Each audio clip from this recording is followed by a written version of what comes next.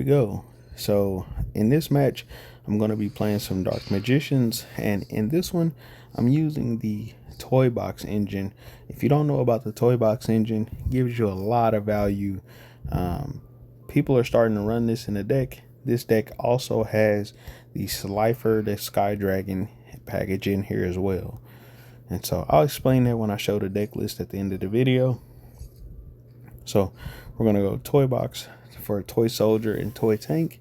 And then we are going to then go Dark Magical Circle and Soul Servant. That way I can get access to Eternal Souls. So I'm going to grab Magician's Salvation right here, or stack that on top of the deck, and then simply grab it off of the Dark Magical Circle. Then we're going to go Preparation of Rites right here for Illusion of Chaos. This is going to allow us to set our Eternal Souls, and then we're going to use Illusion of Chaos right here to grab the Magician Souls right here. Activate Magician Souls, and we're going to send both Toy Tank and Toy Soldier, so we can draw 2 cards. That allows me to actually activate both Soldier and Toy Tank.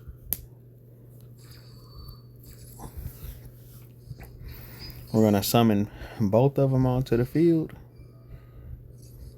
and then that's going to allow me to draw Quim. And then we're going to summon Quim, just normal summon right there, to send Cartesia. And then we're going to link this or tribute that off so we can get our Dark Magician Girl on the field. This will allow us to go into Chaos Angel using a light and a dark. That also triggers the Quim, allowing me to summon out Cartesia. Then we're going to activate Cartesia using the Dark Magician plus the Cartesia to go into a Grand Guignol. Grand Guignol will allow me to send Blue Eyes Ultimate Dragon from my extra deck to the grave. And then we're going to activate Soul Servant because now we have Dark Magician and Dark Magician Girl in the graveyard. So I draw another 2 cards. Then I'm going to stack the Soul Servant using True Name, and True Name's effect allows me to actually grab whatever card if I can predict what card is on the top of my deck. And so, of course, since I just put the card on top of the deck, I know exactly what it is. So I stack Secrets of Dark Magic on the top of my deck, and then we're going to go Slifer the Sky Dragon right here because of the True Name's effect of guessing it right. We're going to go IP Masquerena right here. And then this one, we're going to go Predator Plant Verde Anaconda. Now, that play that I just did just basically set up a whole bunch. Now, because I grabbed Secrets of Dark Magic, my intention is to go into the Dark Magicians right here. Now, this card has an effect that I can draw a card when a spell or trap is activated, and then I can set that card. So there's a potential that I can draw into a very specific spell or trap card in this deck that I run 3 of, because if I draw it, it's called the Revived Sky God. If I draw that card, I can set it and activate it on my opponent's turn, which would also set up a floodgate with Slifer the Sky Dragon, and it allows me to draw 6 cards. So that's a very impressive thing. And if you don't know about Slifer, Slifer has a floodgate where if they place monsters that are special summon or normal summon in attack position, they lose 200 attack and then they are destroyed. So this is a floodgate that Slifer the Sky Dragon can do. So my opponents, or we're going to activate Predator Plant Verde Anaconda right here. We're going to go into Dragon Master Magia using the Illusion of Chaos. Now, if I didn't have the play using the Illusion of Chaos because I didn't send Illusion of Chaos, it's okay. I know what y'all are probably thinking, you know, if you didn't draw that Illusion of Chaos, like, how would you have done this? It didn't matter anyways. I wasn't actually planning on going into Magia when I made the plays, but since I drew Illusion of Chaos, I did it anyways. I was going to go into Dragoon, and then I would have had the other one set up, so if I drew into Ultimate Fusion later on, I could just make Magia. But since I drew Illusion of Chaos, I just went ahead and made Magia. Simple as that. I was going to go into Dragoon. So Blazing Cartesia is going to come back to my hand. And now this board that we have set up, we have a potential Revive Sky God set up. So then that way we can go and get Slifer and bring it back. So very potential that can come into play on the next turn if I have a very lucky draw of the Revive Skyguard trap card off of the fusion that I'm going to get with Secrets of Dark Magic. So you'll see that play out. Grangan you can tag out for a Dogmatic or Despia monster if a monster is special summoned to my opponent's side of the field by an activated monster effect. So basically this can tag out for this Despian right here, which will allow me to set up a negate on my opponent's turn. And also it boosts my attack of all my monsters up by 500 each time a card leaves the extra deck, or once per turn, when a monster leaves the extra deck, basically I get a 500 attack boost. So then it has another effect which won't actually take effect because I only have 2 monsters that have the same attack and defense that are light spellcasters in this entire deck,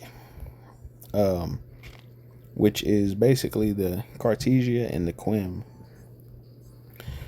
And then we also have a SP Little Knight setup or a Crusadia Avermax, whichever one I choose, off of the IP Masquerena and the Predator Plant Verde Anaconda. And then we have Eternal Souls to bring back Dark Magician and Dark Magician Girls because Magician Salvation is on the field. We have a Banish off of Dark Magical Circle. And we have a Fusion Summon or Ritual Summon on my opponent's turn using the Secrets of Dark Magic. And then that's pretty much it. Oh yeah, and battle protection for all of my monsters. They can't be destroyed by battle while this card's on the field. And on top of that, this card is unaffected by monster effects. So very hard for my opponents to get over. And it's only going to get harder because when I make this other monster, Avermax, then they're not going to be able to beat it at all by battle or card effects. Unless they can non-target banish or some kind of non-targeting removal. So I go ahead and negate with Magia, and Magia has 3 negates: 1 monster, 1 spell, and 1 trap negate per turn. So Crusadia Avermax that can't be destroyed by battle or card effects. You don't know what that does. So right here we're going to Eternal Souls, and we are going to banish this Neo space right here,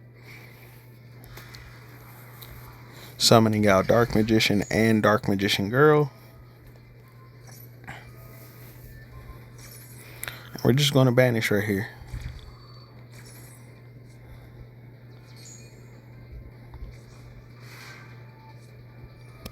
Then we're going to go right here, Secrets of Dark Magic. I'm going to go into the Dark Magicians.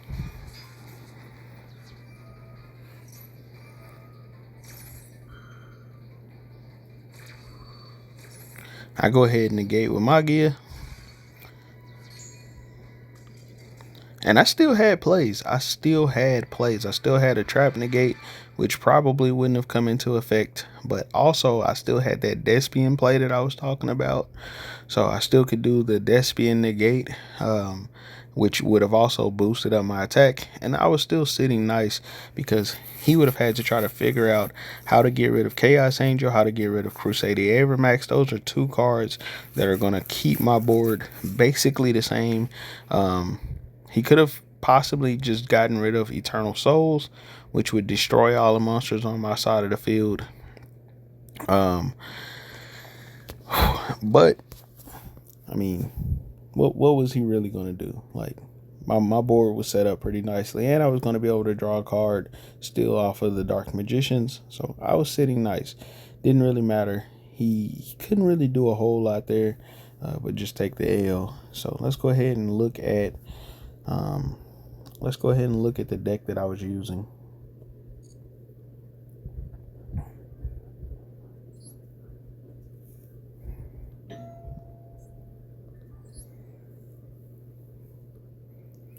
So here's the deck list right here that I was using.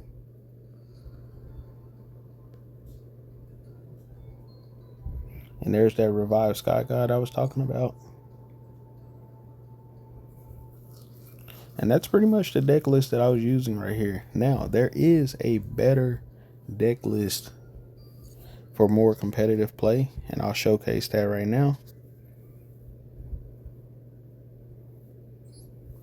which is this one here. And it's still not perfect because you don't have to run Red Eyes Black Dragon. And this is basically a Magia build. You can take Red Eyes Black Dragon out, and you can also take out Red Eyes Fusion. I would still leave the Dragoon in the deck, and what I would replace those two cards with is one more copy of Diviner of the Herald and one more copy of Toy Soldier. Now, running a deck like that, what it would do is it still sets up a lot, gets you more access to your toy box, and it also gives you more opportunity to get to a Magician's Souls. Now, that gives you 5 ways to actually get to your toy box. And of course, if you draw only Toy Soldier, what that does is you basically get to draw or grab a toy box. You only get to really draw one off of this method, but at least doing it that way, you can still have it set up for the next turn. You can have a toy box set up for the next turn. You have discard fodder. You still get to draw one. You're still going to go plus. You're not going to go negative. You're going to go plus because you're going to draw a card off of a set. So you don't really lose anything, if that makes sense. And you draw a toy box, or you get to grab toy box because you're going to summon, and you're still going to get a body on the field. So there's a lot that still happens with the Toy Soldier. So you're just basically getting an extra body. The only real difference, and the reason why I would keep the deck like this, and possibly just the reason I would keep Red Eyes, the reason I have it like this is because if I can't get the full combo, if I can't get that full Toy Soldier combo going, and I can't actually get to the Grand Guignol and send for the Dragon Master Magia play, the reason I like this build right here, the reason I have it set up like this is because if I can't get that full combo off, I can always just end on Dragoon. And that's what I like. 2 bodies on the field, Magician's Souls plus Toy Soldier, will get me to Dragoon. Because Predator Plant Verde Anaconda, send Red Eyes Fusion, and then boom, Dragoon is on the field. Just that simple. You don't have to overthink it. You don't have to overdo it. That also puts Dark Magician in the graveyard for me and gets me Dragoon. And I'm sitting nice. Now I can make more plays down the line. The Dragoon is a pretty tough boss monster, so I like the Dragoon play. That's why I have the deck set up the way I have it set up. Now there are other cards in here that you can change the numbers of for a bit more consistency and making the deck flow better. You can take out possibly one of the maxis and then do 2 toy boxes. If you care more about consistency, you can take out an Ash Blossom and put in another Diviner of the Herald for more consistency. So there are other ways that you can make this deck a little bit better. So yeah, hopefully you guys enjoyed this video, and I will catch y'all on the next one. Peace.